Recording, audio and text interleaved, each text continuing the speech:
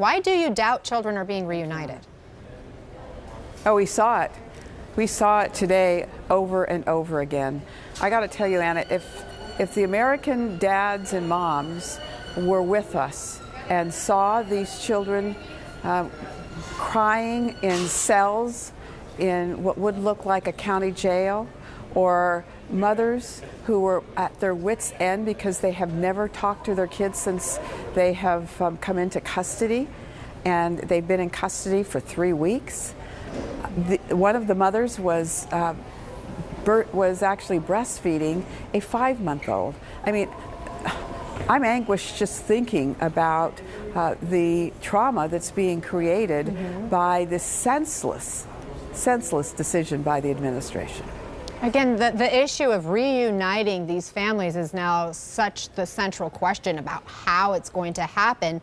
Based on what you observed, the people you spoke to, what is preventing families from being reunited at this point? What's preventing it from happening is quite simple. The parents do not have the A number, the alien number of their child, and even if they did, it wouldn't do much good because that number is changed once the child is taken into custody by the Department of Health and Human Services and then flown somewhere across the country into foster care. So the matching up of these families is going to be very difficult, but it should be the one and only priority for this administration at this point in time, because the pain and suffering that is being endured is unthinkable. We spoke with Congressman Kaufman, your colleague, who is a Republican, who has been very critical of this administration, and particularly when we talk about this policy that was enacted to separate the families to begin with. He seemed to believe there was a plan to get the different systems, the different organizations, parts of this government that are involved in the immigration system together to then enact this reunification. Did you get the sense that there is a plan they're trying to pursue? No, not at all. In fact, the staff at all the facilities are really operating with no policies, no new policies. So the president, signs an executive order and then washes his hands of it. That is unacceptable. This is on his watch. This is his process. This is his policy he put in place. If you're going to undo it, then you truly have to undo it by making sure that you match every child with every parent. And right now that can't be done because the systems between the various agencies do not match up. I want you to hear President Trump just this afternoon in Las Vegas as he took aim at Democrats on immigration. Watch.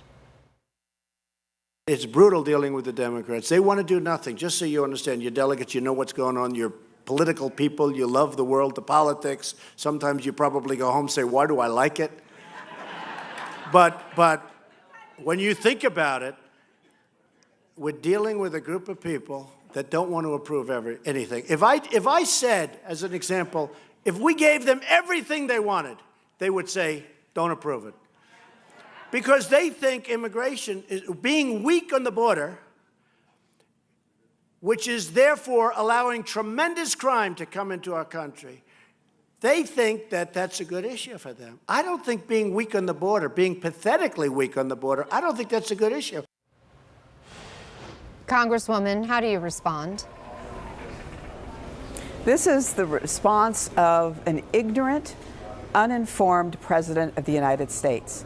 These mothers and children are not criminals. They are not drug dealers. And for him to somehow foment an idea that that is what he's doing is totally false. He is separating children from their mothers at the border, even mothers who are breastfeeding their children. That is what has to stop. And I implore the president to come down here himself and witness what we saw this afternoon. Talk to the mothers. Bring Melania with you. Go to the processing center where children are separated from their parents. They're sitting there crying. They're sitting there in fear. And the mothers who do have their children are sitting in maybe 30 people in a cell with concrete floors and mylar blankets. This is not our America, and we refuse to allow this president to conduct himself in a manner that makes this the America that everyone in the world sees. Let the television cameras go in, Mr. President. Let them document what's really going on, and then you'll see that you have done nothing. Does something need to be done, however, to deter illegal immigration at the southern border? Of course, we need to have strong policies, but you don't separate mothers and children. You put them through the asylum process if they're seeking asylum, and 8 out of 10 asylum seekers do not receive asylum. So there are many, many things we could do, should do, and I'm happy to work with the president to do those things, but you do not separate mothers and children as he has done. And at weeks on end, these mothers have not seen their children, have not talked to their children, have not been represented by counsel. This is what has to stop.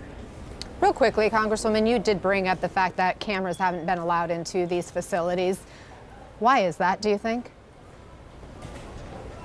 I think it's because they don't want anyone to see how truly diabolical it is. I mean, I thought I was in a third world country when I walked into the processing center at the Border Patrol offices.